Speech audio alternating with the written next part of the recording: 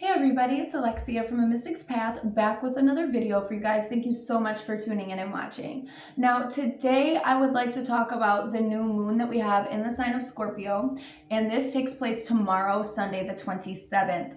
Now I'm really excited about this, one, because Scorpio is one of my favorites, if not my favorite energies to work in. I think it might be a toss-up between Pisces and Scorpio, to be honest.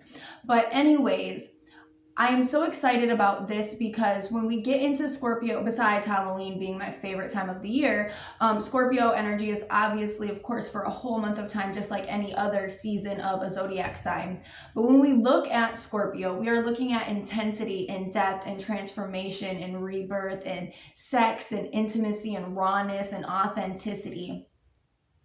And I know some of you might be like, oh, wait a minute, didn't we just go through Pluto retrograde and that ruled all of those things? Yes, we did. But being in Scorpio energy and being in an energy of a retrograde planet is completely, well, not completely different, but different anyways.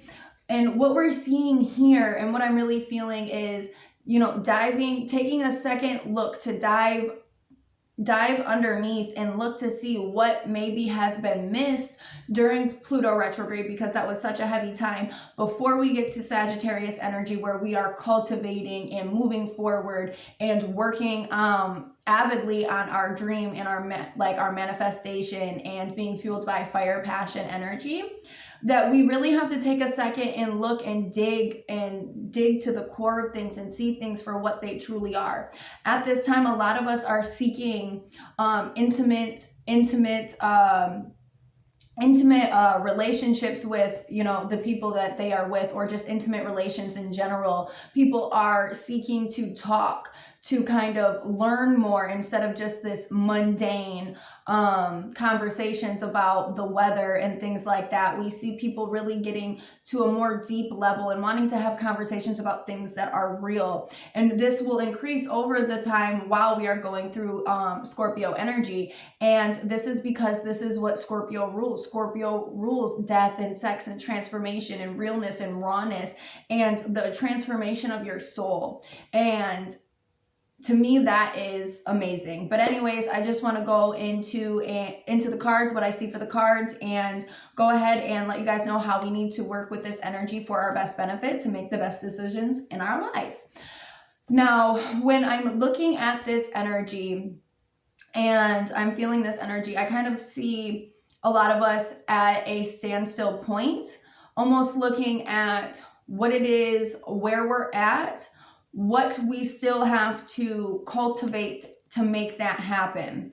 Okay, kind of being in the energies of, okay, this is where I'm at, this is what I'm trying to achieve, and kind of seeing all that you have to encompass and create and manifest within that. And also this energy of this dedication to what it is that you are trying to achieve and cultivate at this time.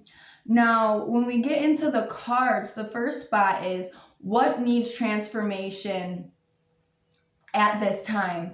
And we get the Fool card, as well as the Four of Wands. But when I look at this Fool card, I don't see him just for the fool who is going on a new journey or a new trip or a new path in life. I don't see him as just that. And within this,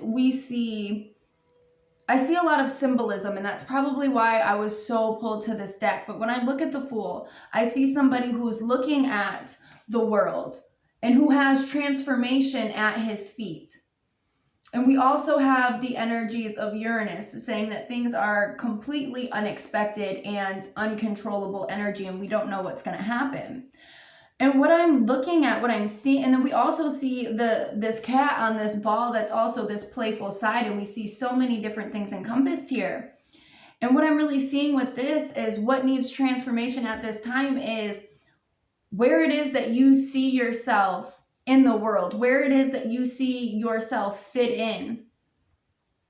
And also how you feel that you can celebrate, or when it's okay, or when it's called for to celebrate your success in life, okay? And that there needs to be transformation and almost release that needs to happen within this, that there is almost this downgrading energy on where you see yourself in life, because you don't see yourself as to where you want to be or where you thought you would be at this point in your life. And also coming through is that it's not about where you thought you were supposed to be and feeling bad about where you are now. Everything always happens as it should be.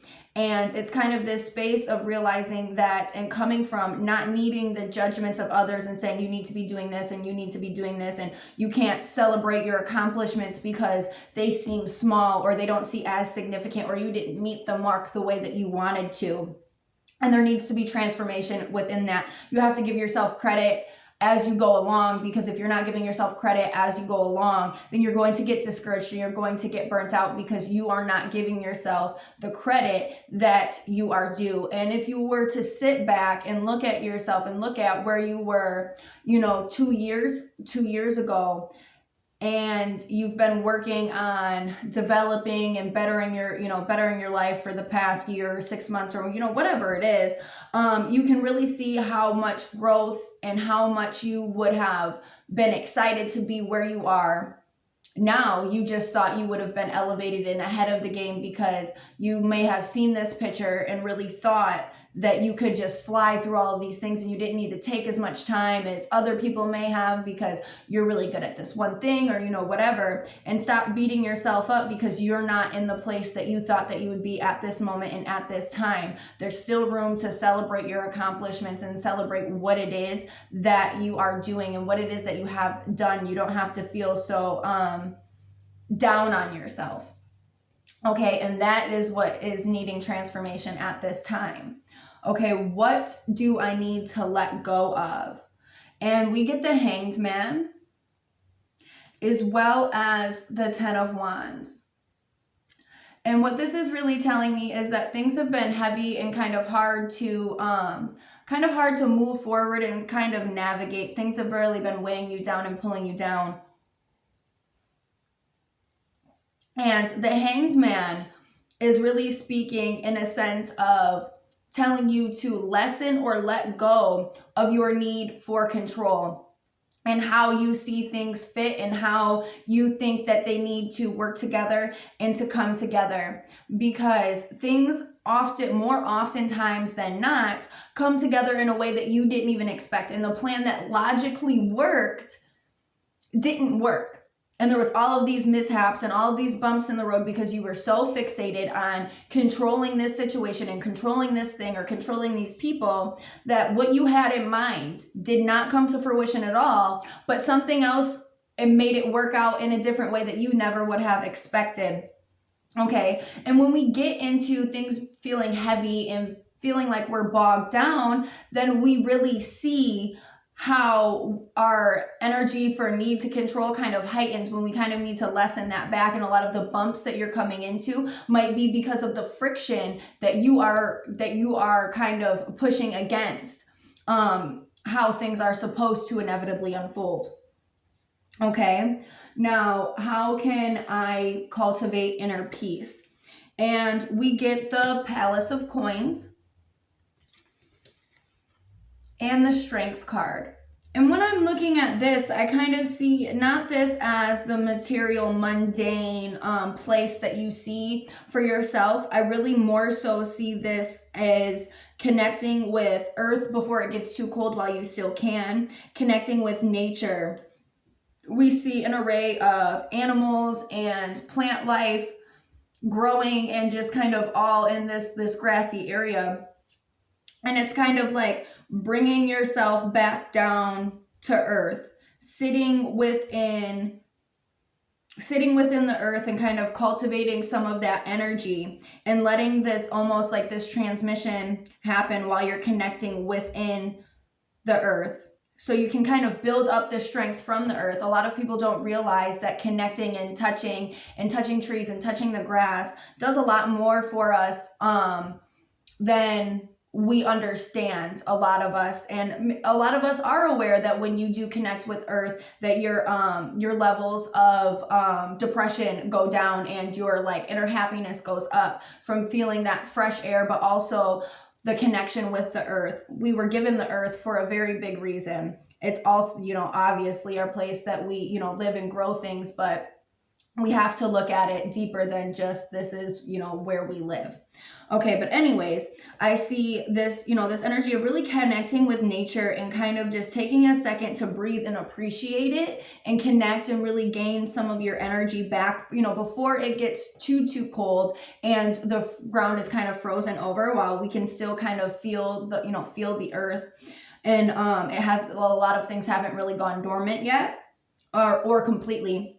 And I see this as this connection with earth and finding your strength there, getting a peace of mind or clearing your head just enough to be able to come to this place where, okay, now I have enough energy, now I have enough courage to carry on. So I really, really see a big connection with nature and kind of connecting with, the trees, the grass, and the animals in nature, and then coming to this place, okay, now I see, now I understand, I had to take a step back, I had to take a break, and now I can kind of go forward with this courage and with this strength and have peace in my heart because I have connected. I've listened to, I've listened to the winds, I've listened to the trees, I've connected with the earth, as well as, and my ancestors, for some of us that connect with a lot of the people that have passed on. But anyways, taking this time to kind of recalibrate within nature and then finding your strength and your courage to move on is what I'm seeing for this. Now, how can I best heal old pain? And we get the 8 of Wands as well as the 3 of Pentacles. And the 8 of Wands is always about taking action and being assertive and just going straight forward. But what I see in this more so is taking action in an artistic way. And it is whatever it is that you do, whatever it is that you're good at. And I know a lot of people hear me say this a lot as connecting with art to kind of get out your emotions. And it's not just painting or drawing. It's so much more than that. Whatever it is that you put your own artistic spin to. And see, we're in Scorpio energy, so things are so much intense. So we can literally put these emotions that we have into whatever it is that we're doing and release them in that way and saying goodbye to them. But it's also coming to this place where you're feeling them. And with art, with drawing, with singing, with dance, with a lot of things, but especially art, we are literally channeling that emotion into what it is that we're doing. And some people will channel their emotions from what they've been through into their art and burn it afterwards, because that is a symbol of the complete release. It's almost like trapping it on a piece of paper and then burning it, but not everybody is an artist. And there is so many other different things of what it is that you specifically could be good at or are good at or just like to do. You don't necessarily have to be good at it to be able to express some of your emotions in a healthy way, to be able to release that and heal that pain and let that go for good. Putting it into something constructive in an artistic way will be a really, really big help for that. Now, what do my guides want to tell me going into this moon cycle? And we get the Knight of Wands, and he is matched with the Knight of Pentacles. Say, what?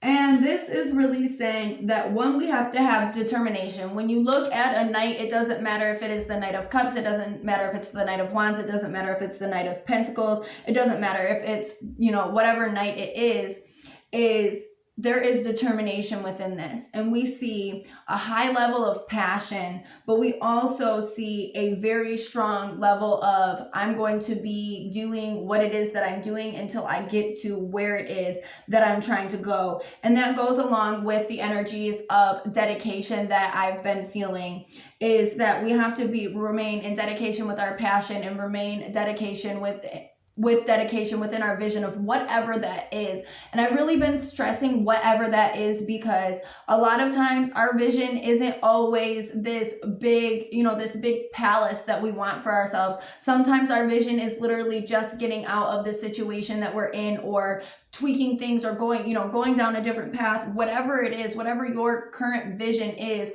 for how you would want your life to look, we are remaining passionate within that passionate, remaining dedicated within our passion, and we're remaining dedication within how long it's going to take to get there, and preparing ourselves to just go forward within the journey and saying, no matter how long it takes, that this is where I'm going to go. So this is really the energies of don't give up, keep moving forward, keep being ingrained within your passion, but also being ingrained with whatever it takes. I'm going to do whatever it takes, and I'm going to do this at a rate where things are stable and I'm creating a good foundation, and what I'm building is solid and structured and not going to be broken down easily. When we're looking at these cards, we're looking at, and it's really good that it's, you know, the Knight of Wands and the Knight of Pentacles, because the Knight of Wands can sometimes be really, really passionate and just kind of go in and fly in really, really fast and just wants to get things done because he's so excited. So we are matched with that really passionate, want to get things done energy, but we are also matched with, okay, we're going to take this slowly so we can make sure everything is smooth and there's not any cracks and things aren't going to be able to stumble and be able to fall and crumble in front of our eyes, so we're not left as devastated. Apply this to whatever it is that you are currently going through at this time on how you need to move through. Remain passionate isn't always the energies, and I always say this, isn't always the energies of being like filled and highly motivation in an excited way. Passion can just sometimes be, I'm so sick and tired of this, and it's like that's what's fueling you, or I have to obtain this so much that it's like I can feel it burning in my soul. That is passion as well. So it is very important that you remember that. Now, I of course pulled, supporting cards, and we get clearance, protection, and rebirth. And what I'm really seeing within this is kind of like what I was saying earlier, when we are kind of digging into see what it is, the meat, or what it is, the root of what it is that we have to heal, or what it is that we have to deal with before we move on to being able to straight up cultivate what it is, or like put all of our energy and all of our time and all of our focus into what it is that we're trying to do, or what it is that we're trying to create. And we're kind of clear, and then we're using this time to clear out, to cleanse out, to brush away some of those things that need to be released, some of those things that need to be healed, and get them completely out of the picture. Okay. And of course, we're doing this in a safe space where we feel protected, where we're not having our emotions on the line. People aren't watching us do this. You know what I'm saying? I mean, if you need support and you need and you're talking about things and you need that outlet, that's one thing, but we're in a place where we feel safe and we feel comfortable and we are able to be vulnerable, so we can release some of these things.